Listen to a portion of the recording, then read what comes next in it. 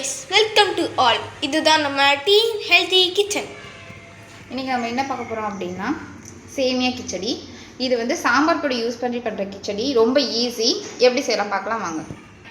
இதுக்கு என்ன தேவைன்னா மீடியம் சைஸ் ஒரு பெரிய வெங்காயம், தாளிக்கிறதுக்கு ஜீரகம், இடிச்ச பூண்டு, சாம்பார் பொடி, கருவேப்பிலை, ஒரு குட்டி சைஸ் தக்காளி, கொத்தமல்லி தழை, மிளகாத்தூள்.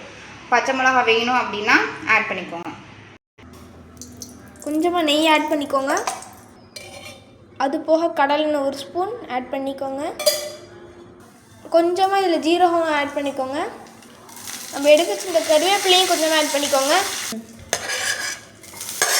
நம்ம ஃப்ரை பண்ணி வச்சுருந்தா பெரிய வெங்காயத்தை ஆட் பண்ணிக்கலாம்.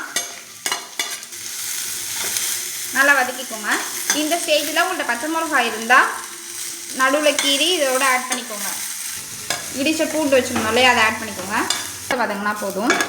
இப்போ நம்ம தக்காளி ஆட் பண்ணிக்கலாம். தக்காளி ரொம்ப வதங்கணும் அவசியம் இல்லை. டக்குன்னு மிளகாத்தூள் ஆட் பண்ணிக்கலாம். இந்த ஸ்டேஜில் தண்ணி ஆட் பண்ணிக்கோங்க. உப்பு, சாம்பார் பொடி.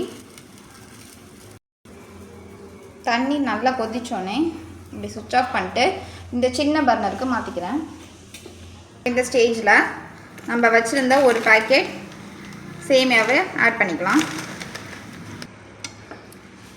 இதில் நான் சாம்பார் பொடி தவிர எதுவுமே ஆட் பண்ணல. வெறும் சாம்பார் பொடி யூஸ் பண்ணி பண்ணுறேன். இந்த கிச்சடி செம்ம டேஸ்ட்டாக இருக்கும். பட் நெய் கட்டாயம் ஆட் பண்ணோம், அப்போ தான் ரொம்ப நல்லா டேஸ்ட்டாக வரும்.